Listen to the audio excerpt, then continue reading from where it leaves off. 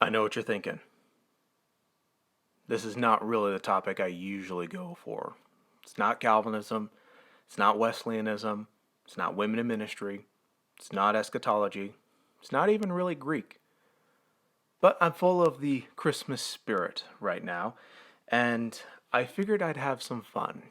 And so, as some of you know, Die Hard, DH Hereafter, is probably one of my favorite movies of all time.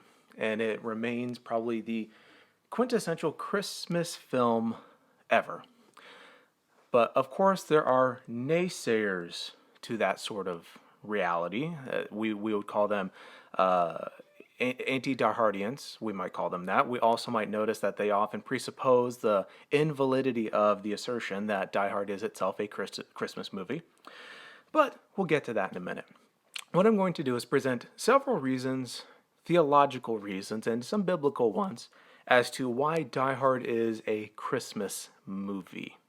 And Die Hard, for me, ranks among the top 10 films of all time for myself. It doesn't quite surpass The Spirit, and if you know what The Spirit is, enjoy looking that one up. But I figured it'd be nice to share some Christmas joy and reasons why Die Hard is the quintessential Christmas movie of all time, and why I'll be watching it tonight, or at least by when this video is released. I'll be watching it Christmas Eve while enjoying some of the Lord's good Christmas spirits. And so, a note on terminology before we begin, because it's always important to define our terms. I consider this case to be cumulative.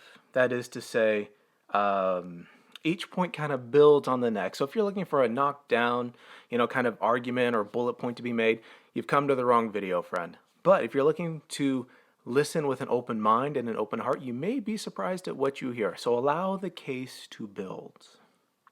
And of course, if you do not find a particular point to be compelling, don't worry about it.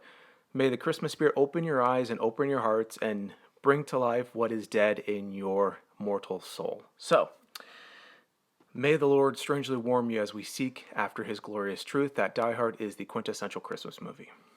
So, this first objection. A key objection shattered like Hans Gruber at the bottom of Nakatomi Plaza. A chief, or perhaps the chief objection, offered by the reprobate, goes something like this.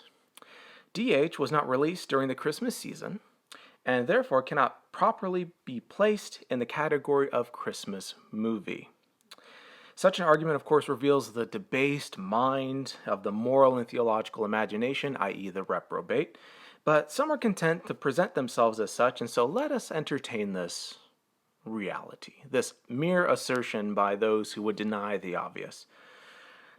And of course, we can only do this presuming they've already left and turned off the video and all of that. But if they're still watching and not playing, where's my figgy pudding?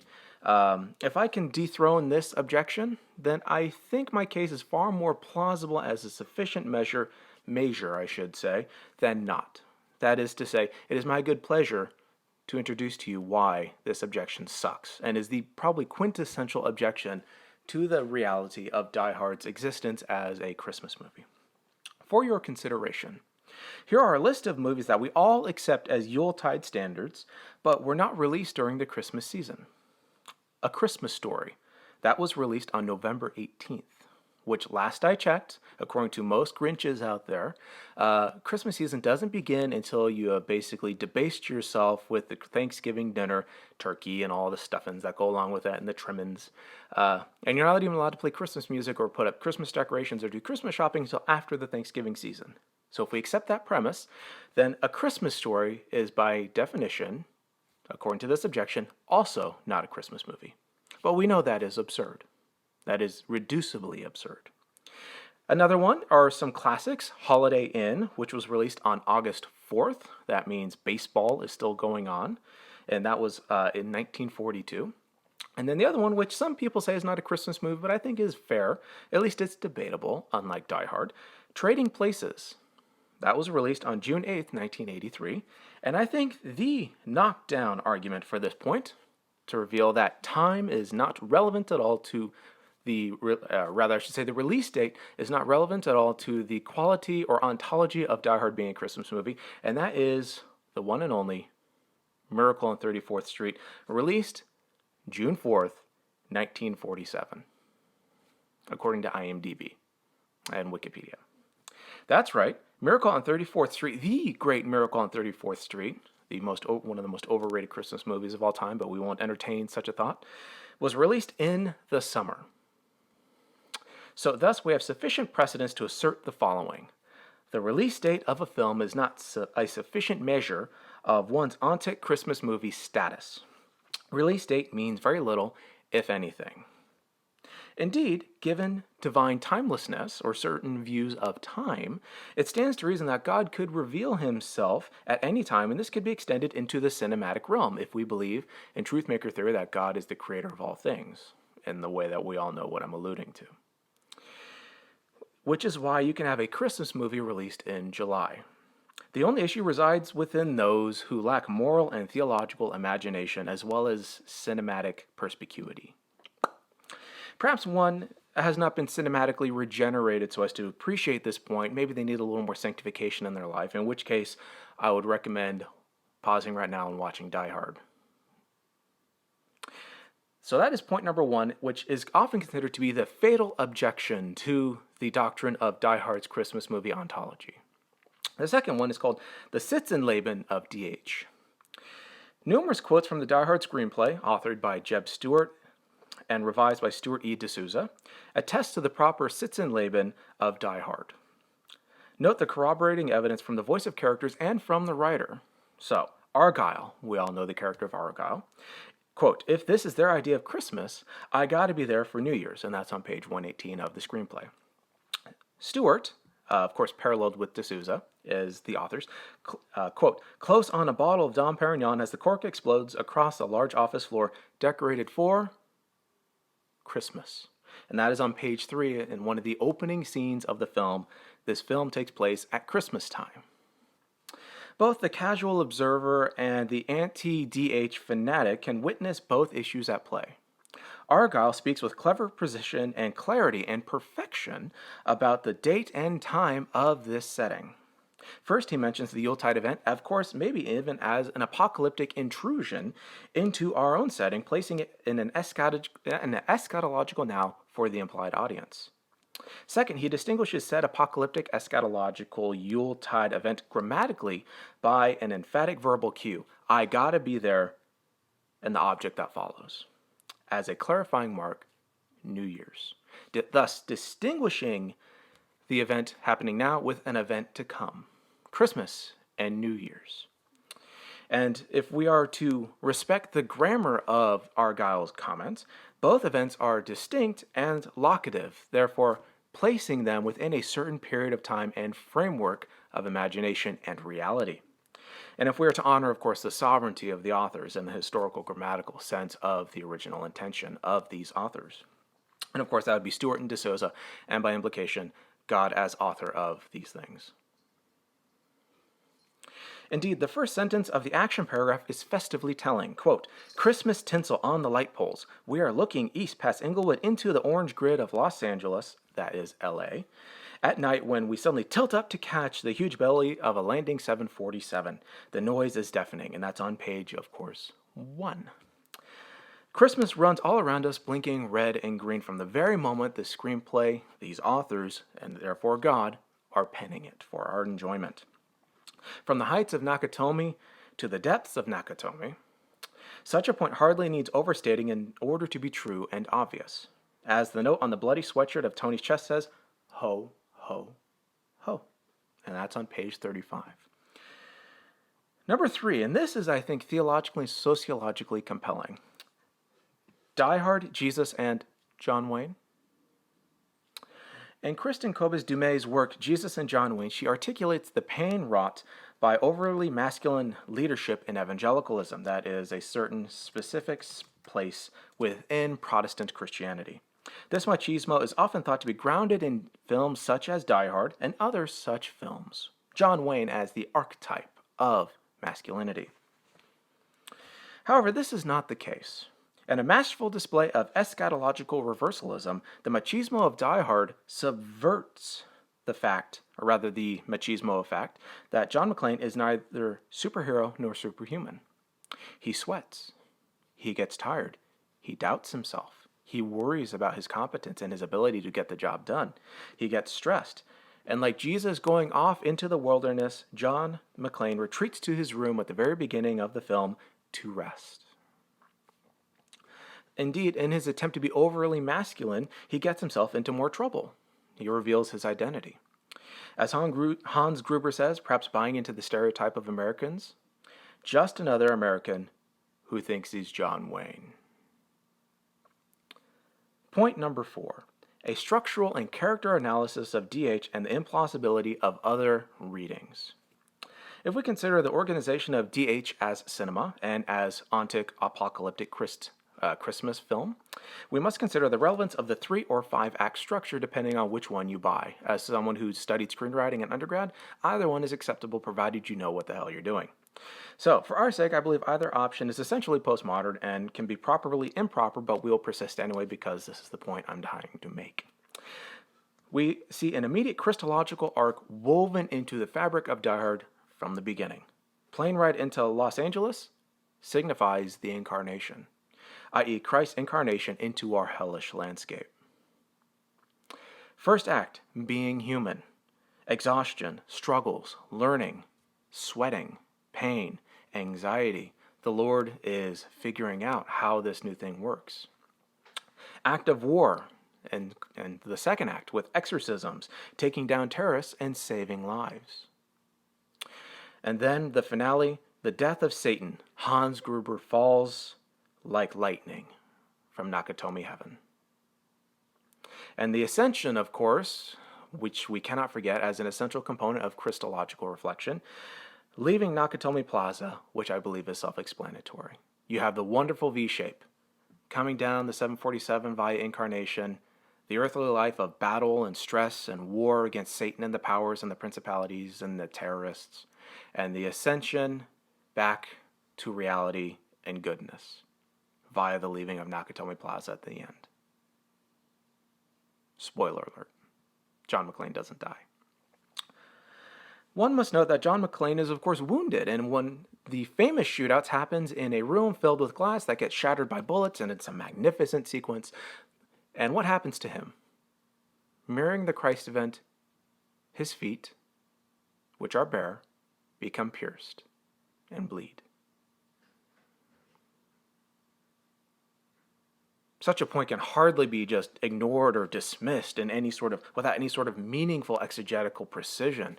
There's just nothing to be said about it. Whoever would dare to deny the obvious of what this image is communicating. Such an obvious homage cannot be understated. We must also consider the roles assumed by the various characters in DH as part of our structural and character analysis. Of course, you have John McClane as the Christ figure. Now, admittedly, McClane begins with the letter M, but the emphasis is on the C, McClane. What does John McClane spell? Or rather, what does John McClane suggest? J-C. He is only an allusion or type, or maybe even anti-type, depending on how you want to go with it, of the true JC. And this is obvious to us. Second, of course, is very obvious. Hans Gruber is the devil or Satan, who, although assumes power and assumes sovereignty over this place, the darkness that brings down or threatens to bring down the entire cosmic order or the building itself through bombs and violence, is ultimately undone by the reality of his fall from grace and ultimately his demise back into the abyss of Nakatomi Plaza. Hence, you have a Christ figure and a satanic figure, one with ascension to glory, one with the fall of annihilation. And of course, you have Dwayne T. Johnson as Pilate, as the person who just kind of is at the scene, playing a minor role but not doing too much.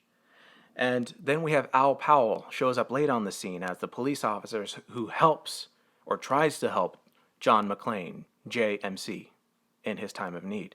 Although you could make an argument, and I think this is reasonable for those who are willing to be reasonable and open-minded, is that Richard Thornburg, i.e. Richard Atherton, is St. Peter because he is constantly getting in the way of JMC's mission, just like Peter. Given the fact that, John, and constantly making his life difficult. Either way, Al or Richard typify, and to varying degrees, the reality of Peter's own troubles and seemingly inability to be helpful to our Lord. And in the case of Richard, or Peter, getting in the way of what GC is trying to do. JMC. The SWAT team at the end, of course, is the Roman army, mere putty in the hands of Satan's hellish hands. Hans Gruber uses them to his own means, as the Lord is happy to use, or rather Satan is happy to use, the Roman Empire, Pilate, during this time. There we go. And of course, Harry Ellis is Judas. His 30 pieces of gold is essential consumeristic perfection, Coke and Coke. He, trying to gain freedom and gain wealth and gain power, ultimately gives up the one who will save everyone. Hans, Booby, I'm your white knight. Ellis's ontic Judas betrayalism is summed up by the verse stated eloquently by Holly, quote, "You'll have to forgive Ellis. He gets very depressed this time of year. He thought he was God's greatest gift, you know." That seems very conducive to the story of Judas, who we all know forsook our Lord and Savior for a mere bit of 30 pieces of gold and ultimately lost his life. Such a remark echoes Judas's own epistemological self-construction that comes crashing down like his corpse in Nakatomi Plaza. Ew. Number 5 is Christmas joy. And this is an incidental point, but I think it speaks volumes. The director, John McTiernan, and of course we can't miss the McTiernan or the McClane. There's a little bit of theological parallelism there, which if we take seriously, illustrates the points above about the intentionality behind the authors. He said this in Vanity Fair. Quote, my principal concern going into this, that is the making of Die Hard, was that it was a story that concerned terrorists, and terrorist movies are usually mean, filled with all sorts of mean, nasty acts. And I didn't say yes to this project until we figured out some ways to put, in essence, some joy in it. The exegete is forced to ask, what kind of joy? Well, there's only one kind of joy that fits the Sitz-en-Leben, that fits the structural arc, that fits the character arc, that fits all the other pieces, and that, of course, is Christmas joy. Christmas joy. John McTiernan is smart and alluding to the fact that Christmas joy is at the heart of the Die Hard story. But you have to be willing to do a little intertextual analysis in order to respect that point specifically. Such a phrase has sincere echoes, I would also argue, of the Yuletide season at large, can hardly be downplayed in favor of some sinister summer blockbuster epistemology. It goes beyond that. There is a timelessness to joy that is not restricted to the summer, as we've seen. Number 6, in conclusion, which we are just restating the obvious, obviously. Without being too humble or pious, I believe I've offered irrefutable proof, or in whatever world, actualized or otherwise, that Die Hard is indeed a Christmas movie. It reflects basic Christian themes, fits into our doctrine of divine timelessness, echoes the Christ event almost perfectly, although too perfectly we would say it's too much of a copy, and we can't have that. We need a little bit of differences to kind of smooth everything out, give it its own voice. And even has its own Judas, Peter, and satanic SWAT team. What more could you want from your Hollywood cheer? There's also something worth asking too. What are your favorite Christmas movies, including Die Hard? We will assume that I've persuaded you perfectly. What are some of your favorite Christmas movies of all time that you have to watch during this season? For me, obviously, A Christmas Story, even though you could argue it's not actually a Christmas movie. But in order to do that, you have to accept the premise that I think we all implicitly reject. I love the Boris Karloff Grinch, the animated Grinch. I love A Charlie Brown Christmas, and I think one of the most underrated Christmas movies is Jingle All the Way with Arnold Schwarzenegger. And of course, you have Home Alone 1 and 2. We shall not speak of the sequels numbered 3 and following that follow that film, or those two films. And also, I would include Lethal Weapon. Lethal Weapon is an amazing Christmas movie as well. The worst Christmas movie of all time. The Polar Express. The most overrated, but still worthwhile to watch Christmas movie of all time? Elf. So, what are your favorite, least favorite, and most overrated that you still watch Christmas movies? Comment below, let me know what you think, and if you like this, make sure to become a patron. I swear I do more theology and more nerdy stuff beyond this. And share and like this video, and let's build this channel. This is all fun. But all this to say, Merry Christmas, and may the Lord bless you, and may the Lord keep you.